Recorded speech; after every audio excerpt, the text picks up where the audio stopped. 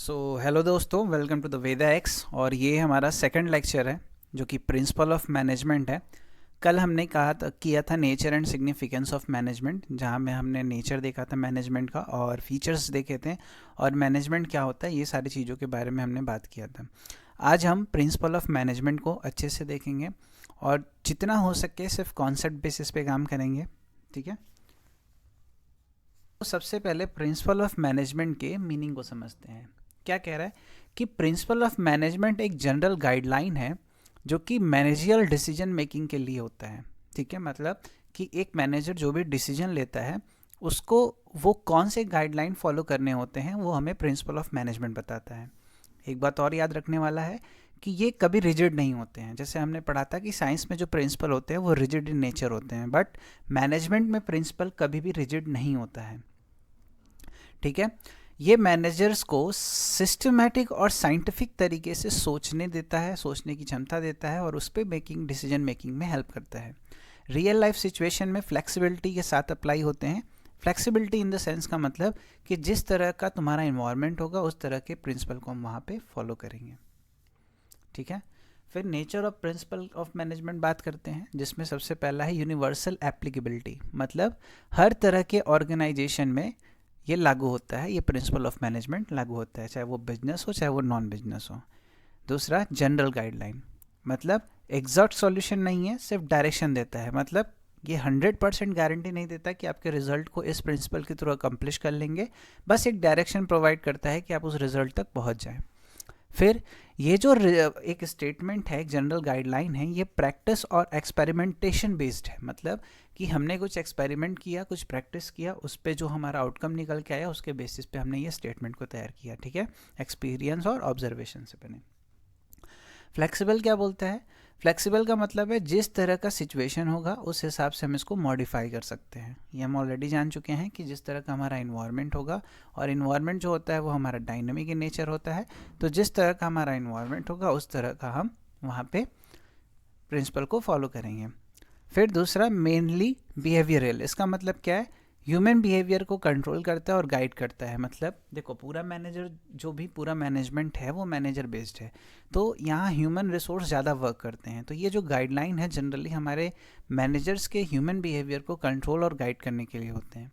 Next, cause and effect relationship, अगर principle follow किया है तो डिज़ायर्ड रिजल्ट मिलेगा। क्यों? क्योंकि ये प्रिंसिपल और जनरल स्टेटमेंट जो होते हैं वो कॉज और इफेक्ट रिलेशनशिप पे ही बेस्ड होते हैं। ठीक, फिर बात करते हैं importance of principle of management की। सबसे पहला है ऑप्टिमम यूटिलाइजेशन ऑफ रिसोर्सेज। देखो, अब हम मैनेजमेंट कर रहे हैं तो हमारा दो मोटिव होता है कि काम को हम इफेक्टिवली और इफ़िशियंसी के साथ ख़त्म करें। तो वहाँ पे जितने भी मैक्सिमम रिसोर्स होते हैं उसका वेस्टेज कम करना होता है, जिससे कि प्रोडक्टिविटी हमारी ज़्यादा हो। ठीक, ऑप्टिमम यूटिलाइजेशन तभी होगा जब वेस्टेज जो है वो कम होगा और प्रोडक्टिविटी ज़्यादा होगा।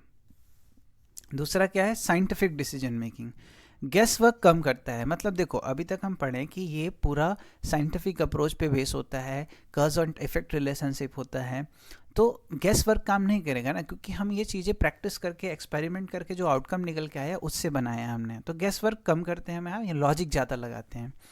फिर चेंजिंग इन्वायरमेंट के साथ मीटअप करने के लिए, मतलब चेंज इन्वायरमेंट के वजह से जो भी हर्डल्स पैदा होते हैं बीच में, उसको सही करने के लिए, उसको हैंडल करने के लिए ये भी मैनेजमेंट काम आते हैं।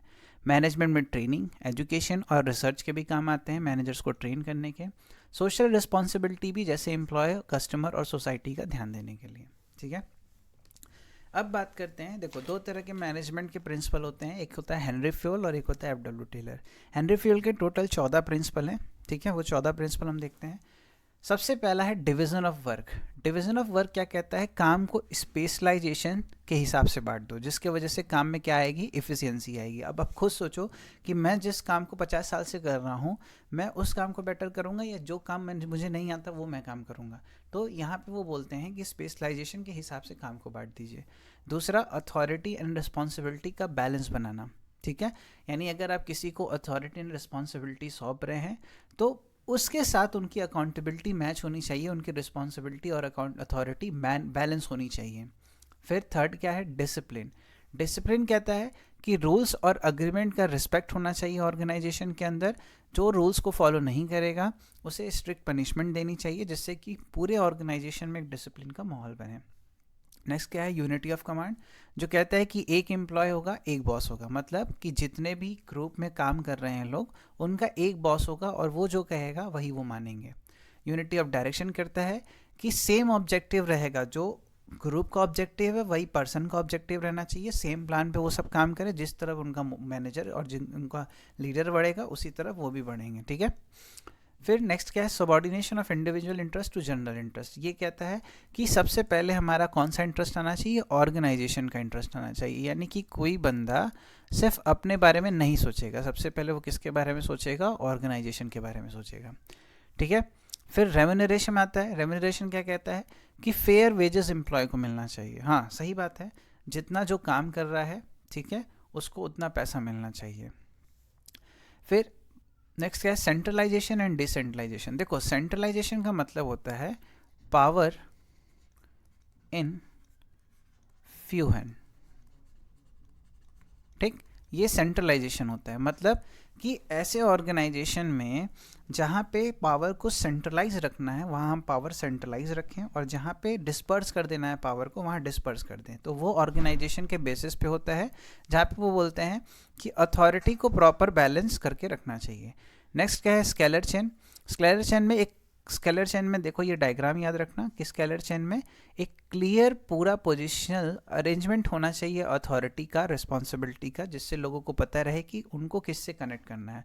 और ये बीच में एक जो इमरजेंसी सिचुएशन होता है इसे कहते हैं गैंग प्लैंक, ठीक है, ये याद रखना।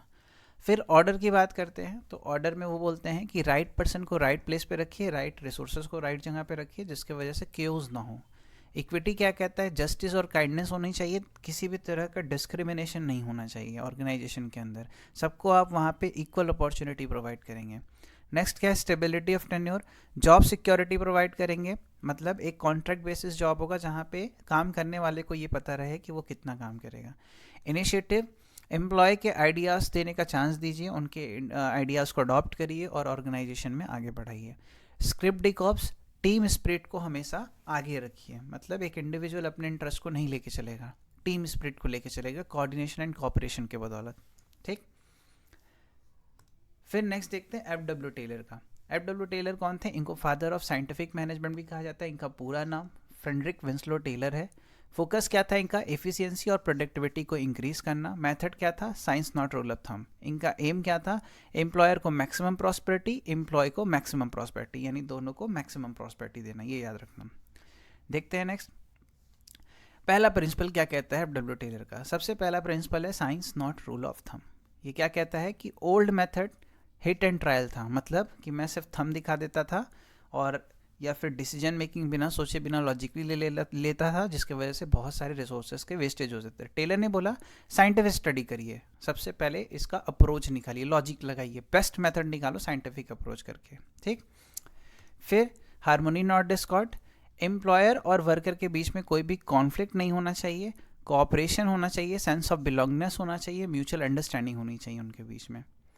Next, cooperation not individualism. मतलब कि लोग सिर्फ अपने बारे में नहीं सोचेंगे, एक ग्रुप के साथ काम कर रहे हैं तो एक ग्रुप की तरह बन के काम करेंगे, सिर्फ वर्कर या सिर्फ ओनर का फ़ायदा नहीं, दोनों का मिल के काम करेंगे, ठीक।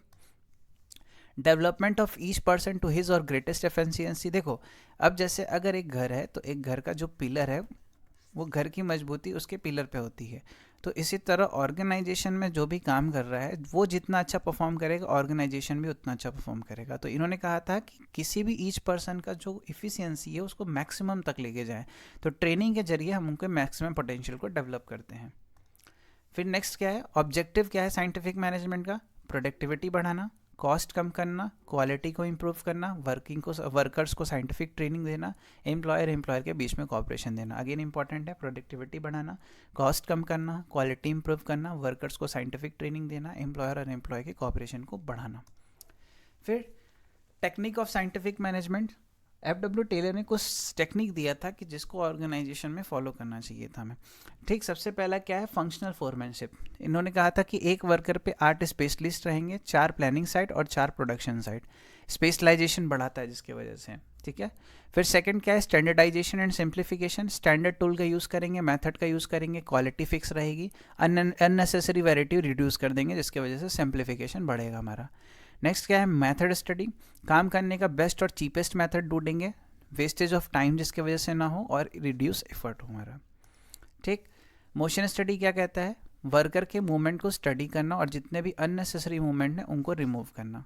टाइम स्टडी क्या कहता है, कितने स्टैंडर्ड टाइम लगेगा किसी भी काम को करने का, जिसके वजह से फेयर वर्कलोड डिसाइड होता है कि एक आदमी कितने दिन में किसी काम को परफॉर्म करता है और कंप्लीट कर सकता है।